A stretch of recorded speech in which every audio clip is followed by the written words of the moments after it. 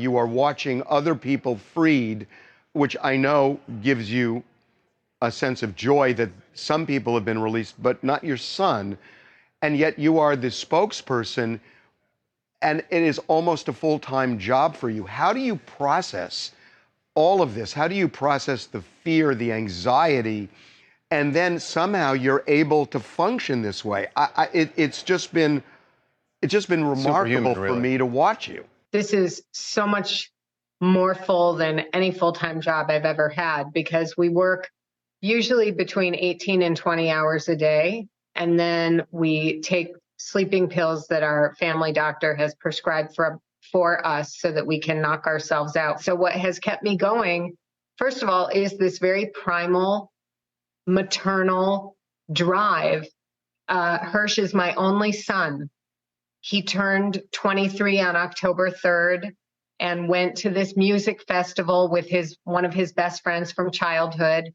That best friend, unfortunately, was killed during the attack when Hirsch was, grievously wounded. His left arm from the elbow down was blown off. We're also very aware and very sensitive to the fact that there are thousands of innocent Gazan civilians who are also suffering terribly.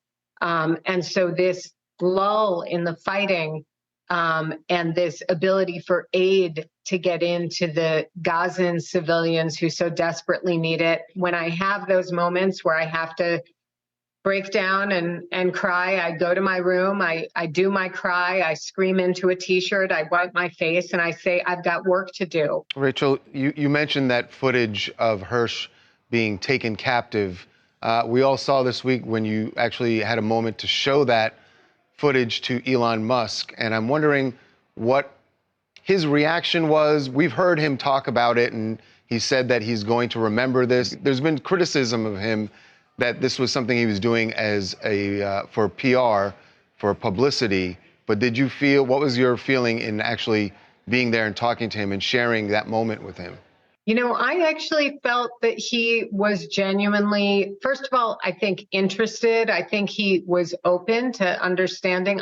It's a very complicated situation, and I understand why people don't really comprehend what is happening here. I felt that Elon Musk was very sincere in listening to Hirsch's story, and there were 3 other family members there of different hostages. There was one man there who his 85-year-old grandfather was taken hostage, and it's an indescribable situation, and so I understand that people don't know how to make sense of it. I think that people are confused in terms of, you can believe in a 2-state solution and that the Palestinians should have their own country and have rights and dignity and freedom of movement. You can believe in all of that and still say it's not okay to behead babies, rape women,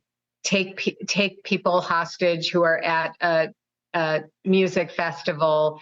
You can, those things don't have to be in isolation. You can believe and be pro-Palestinian civilians having everything that everyone deserves. And you can also say it's not okay to be violent.